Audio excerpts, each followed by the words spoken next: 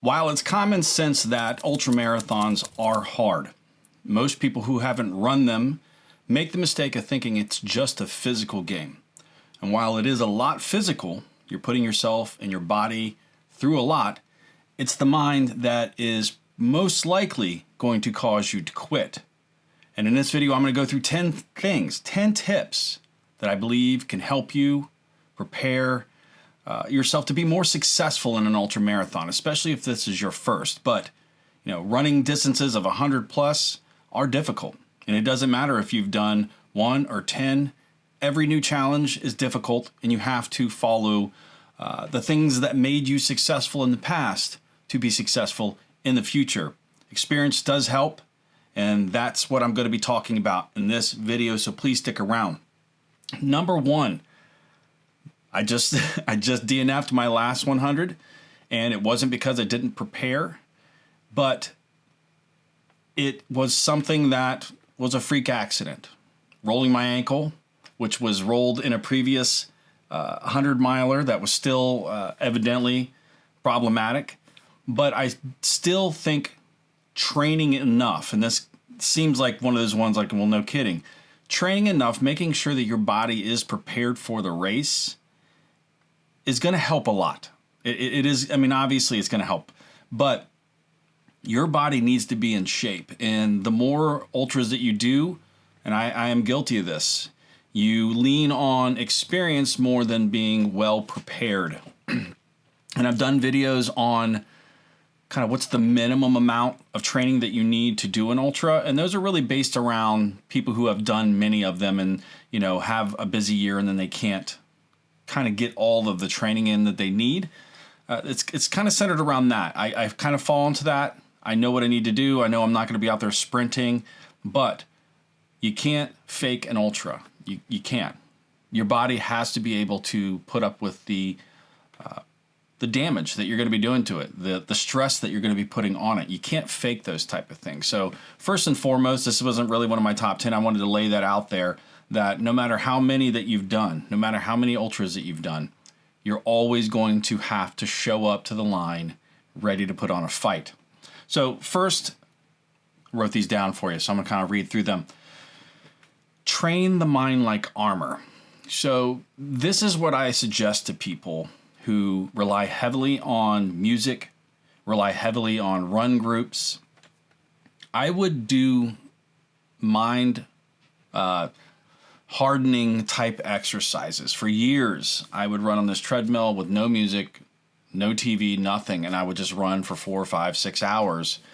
And I did that specifically to be able to live inside my own mind for a long time. And that's ultimately, for me, one of the biggest challenges in an ultramarathon is really being able to be inside my own head and stay focused on the goal and not get derailed by this hurts or I'm bored or I'm lonely and I don't want to do this anymore. So doing things like keeping yourself from having to lean on music or other things that you typically lean on to get through workouts, I would suggest leaving those out.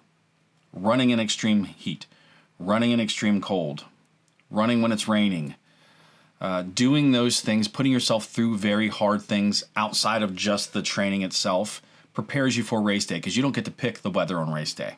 And if you've watched this channel for any number of years, you've seen the ultras that I've run that have been in hurricanes, freezing temps, extreme heat. Running in a tornado would be crazy. I haven't done that yet, but I'm sure some of you have had tornado warnings wherever you are. But put yourself through those hard things, and it's definitely going to help you. Number 2, running deliberate failure type drills. So I don't suggest this doing a ton, and there's definitely some arguments to be made on this. Training occasionally on long runs, fasted, or trying to make yourself bonk, and know that feeling, because when you're in an ultra marathon, one of the biggest fights you can kind of run into is if you don't fuel properly and you're bonking, you've run out, and you're having to push through that because you don't want to eat, you don't feel good, but you have to eat to feel better. And honestly, those are some of the biggest hurdles that people have to overcome in ultras, as being in that bonking stage, and you'll bonk multiple times in a 50 or 100-mile race and plus, obviously. So it's good to know how to handle them, to know that it's going to be okay. Typically, when you're in that state, you are worried that your day is over. But that's the thing about ultras. If you push long enough and you troubleshoot properly, you can get through things. And that's, being resilient, training for it, and understanding that it's going to happen, and being able to troubleshoot those type of things, putting yourself in those situations and training will help you be more apt to be able to solve those and stay grounded and centered in an ultra and not panic, especially if you don't have crew or someone to kind of talk you through, or an experienced crew. You can have crew that are not ultramarathons, but if you don't have like an experienced ultramarathon person on your crew or with you to kind of help talk you through what you're going through and to kind of solve it when you have runner's brain, it can be problematic to run into that situation. So I definitely suggest people work on that. It doesn't come naturally. You got to train for it. Pre-race anxiety. This is something that I dealt with a lot. Over-planning, overpacking, thinking it all through to a point of really making more stress on yourself. I suggest writing things down, making a list, really working through what it is you need, really what you need. I suggest working off the aid stations. I think that relieves a lot of stress. It does for me. I used to always think that I needed to bring everything that I needed, which I still kind of do, but now I realize, and it's just through wisdom, that these races prepare and think these things out. And there's so many, from sweet and savory to the things you need on the tables. They think about that, where you are in the race, what time it is. They put a lot of thought in these, at least most races do. Lean on that, and I think it will help you. Now, I know winter races are extreme heat races where you have to go from hot to cold and cold to hot and wet to dry or hot. Like, there's a lot of clothing things you have to do, especially if you're doing a point-to-point and aid stations and drop bags and things like that.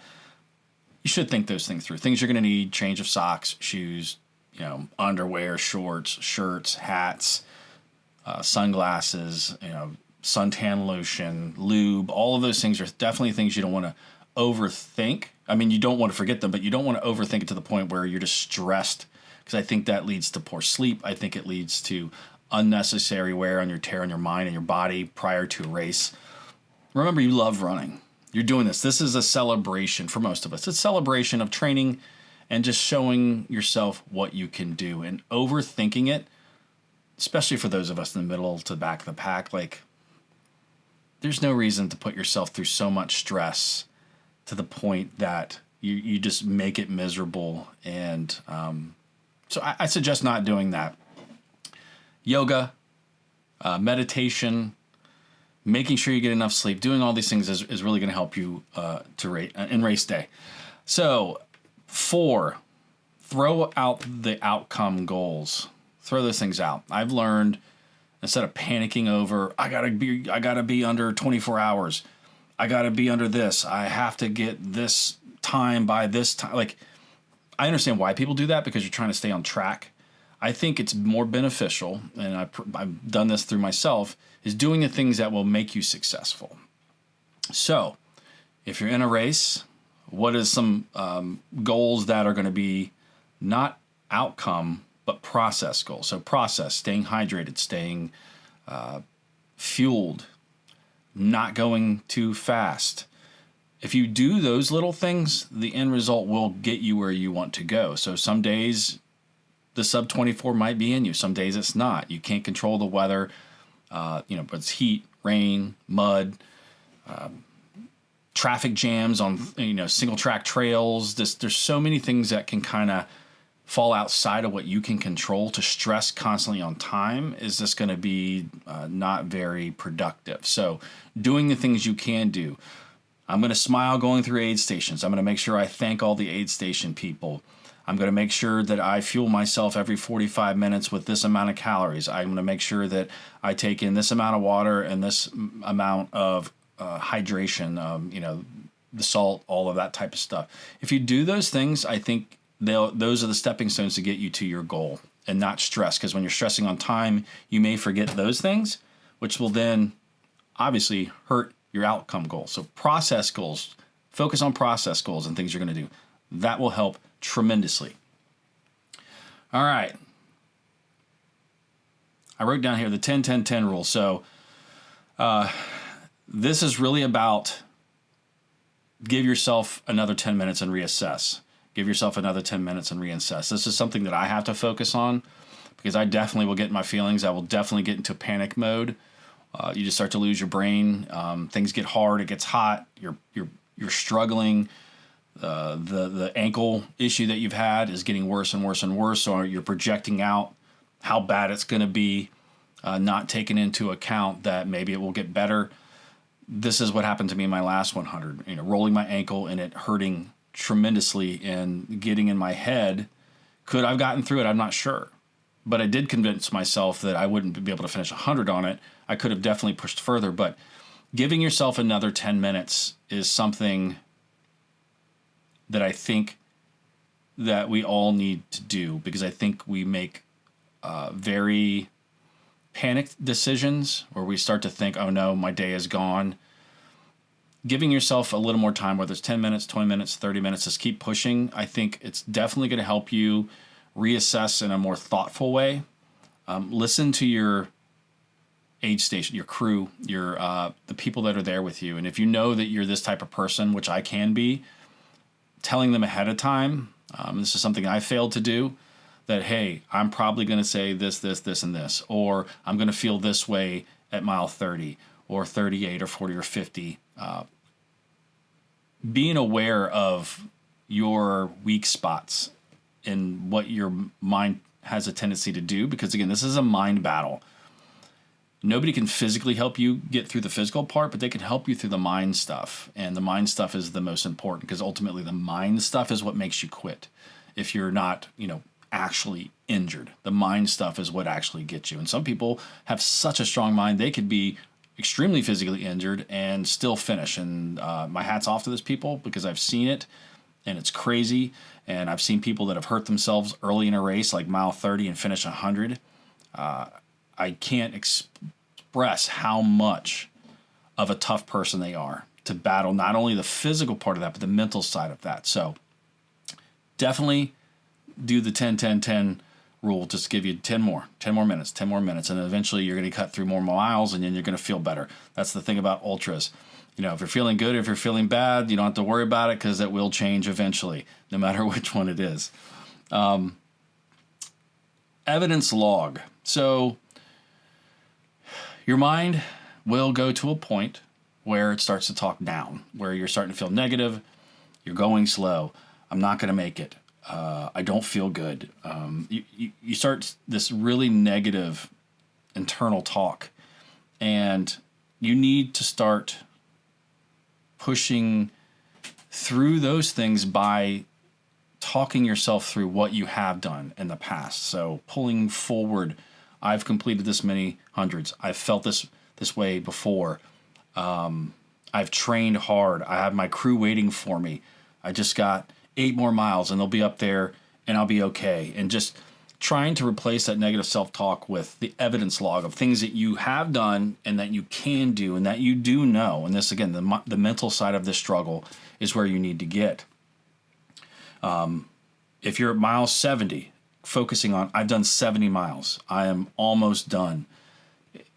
Believe it or not, any kind of thing like that is going to help shut that voice off in your head that is going into survival mode. It's fight or flight. Your body and your mind are not wanting to do this. It's not a 5K. You're not running like a fairy down the trail for 100 miles. You're going to have to fight through things. Your body's going to tell you that you're dying, that you got to stop. You need to find a way and have those tools in your tool chest to pull out, to talk yourself into it. Tell your crew that also. All of that really, really helps. Mantras. Now, sometimes these things are goofy.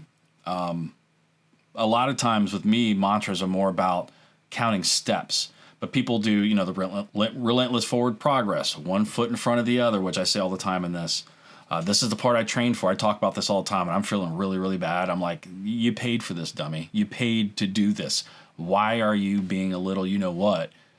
You paid for this. This is what you're here for. It's not easy. It isn't meant to be easy, and you're here because it's hard. If you wanted something easy, you would have jumped in the turkey trot. You know what I mean? Like, you got to be tough with yourself with those type of things. But with me, I have to get down to the point where I'm going to run to that tree and I'll just count steps 1, 2, 3, 4, 5, 6, 7, 8, 9, 10 until I get to that tree. There's times I got to get through that are like that, where I'm literally counting steps. And I probably use that one more than, and it's not really a mantra, it's just a way for me to occupy my mind and how to get to the next thing and the next thing and to the next thing until I go through some sort of mental change and I can get out of that. So I would definitely prepare yourself with that. Find out what works for you. You can work in training and, again, pushing yourself through hard things. Practice this stuff in hundreds or 50 milers or 50Ks because there's plenty of time to do it. Practice what works for you. And that was kind of two put into one there. The micro winning mindset. Want to shrink them out and cut it up into parts. Running to the next tree, running to the next lamppost, running to that person that you see up there. Try to pass them. Breathing in for, breathing out for, playing games, naming animals, counting how many steps, which is what I use. My buddy Joe has brought out cards that make you talk about like your favorite albums, your top 5 favorite albums, all those type of things that just occupy your mind. So those are kind of like 7 and 8. And I definitely suggest being able to occupy your mind with positive things and good things, and do not let the bad things start to creep in, because those are what you start talking about. I'm going to quit. I'm going to quit. When I get up here, I'm going to quit. When I get to the aid station, I'm going to quit. It's okay. Nobody cares. I've done 60 miles. That's enough. And again, nobody cares. I put in a good fight today. It's just not my day. And these are things that my mind go to when I start to get tired, especially when I'm by myself. When I'm not by myself and I'm with someone, it helps me stay out of that mindset, because I can just go quiet and they can start talking and helping me through that. So prep for that. Extremely important. These things aren't just like, well, you could do it, not do it. These things you have to be able to master to get through ultramarathons. 9, DNF debrief protocol. DNFs are a way to learn. Most of these things that I'm telling you, if not all of them, are things I learned through failure. Success, you can learn some things. You don't learn a ton from success, but it's the failures where you really get to learn what happened, the after actions, what broke. Was it the body, gear, your nutrition? What did you not do? And ultimately, when you hit a DNF, there are some things you didn't do. Sometimes you want to package that up as it just wasn't my day, but if you are honest with yourself, there are things that you did not do, or things that were out of your control, that next time you can prepare for or mitigate. Fueling, hydration, going out too fast, not wearing the proper gear, shoes that you bought are not ones you need to run in hundreds, and now you got major blisters. Like those type of things, you need to really take those to heart, because they will come up again, especially if you're doing the same race again. And so, insanity is doing the same thing, expecting a different result. Learn from your mistakes. That's definitely something that will help you. Because if you do run ultras long enough, you're going to DNF. If you're not, then either you didn't push hard enough or you didn't challenge yourself enough. Now, not everyone goes through them. I get that some are just beasts, and I know there's some of you out there that'll run, 50 hundreds a year, and you just crank through them. And you guys are special butterflies.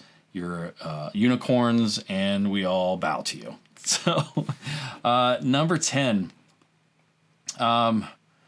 This one is one that you gotta be able to master, and that's kind of immediate reframe and kind of doing a micro comeback plan. That's what I'm going through right now, where you start after a DNF or after a race that you didn't hit your goal, is absorb it, feel the pain, do an after action, reframe it, whether or not it be publicly. I do that with you all. I tell you all what happened, but you also got to do it in your mind and go through what was successful, what you did well, go through what you did not do well, and be honest. This is a time to be honest. But you need to find a way to come back, especially if you've had a string of bad races, which I have. How are you going to come back from those? And so to me, it's going back to what I love. What got me to where I am is maybe some shorter races, some 50Ks, 50 milers, get back out on the trail. I have not run a ton on the trail. Just haven't had time. There's been a lot going on with my job and family, and it kind of takes away from that. And I stopped doing the things that made me successful in the past. And so that's what you need to do. So just find your pathway back. So do some things that are kind of not a stressful thing. There's no pressure. Sign up for some races. I just did the Marine Corps Marathon. No pressure in that to me. It was just so much fun to just run a race and not feel the weight of 75 more miles after I finished the marathon, that I can just go enjoy, look at other people enjoying running. And it kind of tapped into what got me into running, so that I can kind of build my way back. Again, this is a mental thing. Ultras are a mental thing, and you have to kind of find ways to keep yourself in the game and not burn out. I see a lot of people that burn out and just stop doing it, and that's sad, because ultimately running in general is what I love. Running on the trails, going out on the trail for a 10-mile run, just sets me up for such a great day. It makes me so happy to be out there no matter the distance. The ultras are just kind of a way to celebrate my love of running. They're not the foundation of my running.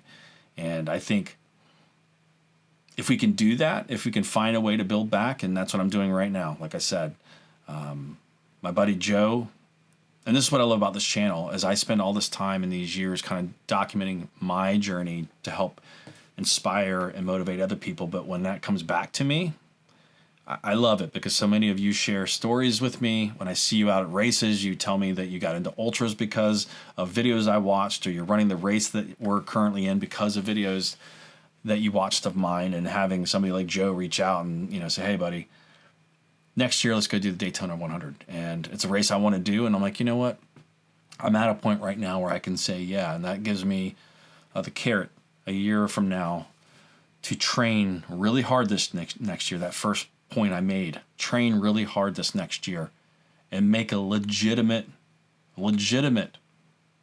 try at the race, not some half-assed, oh, I didn't have enough time, and just crush it. And understand that you get out of this what you put into it. You can't fake ultras. You could fake a lot of other races if you're just finishing. Ultras, especially at the 100-mile distance, you can't fake. And still understand they're going to be hard. No matter how well prepared you are, they're going to be hard. So be smart, be kind to yourself, and let's get after it. Those are my my top 10 things I can tell you to help get you through ultra running. And I appreciate y'all watching this. And if you need some more tips, some more tricks in running, or you just want to see me be successful or make a fool out of myself, go ahead and click over here or over here and watch some of those races live. Well, they won't be live. They're live when I film them, but they're not live now. You get that. You know how videos work. Talk to you soon. Take care. Bye.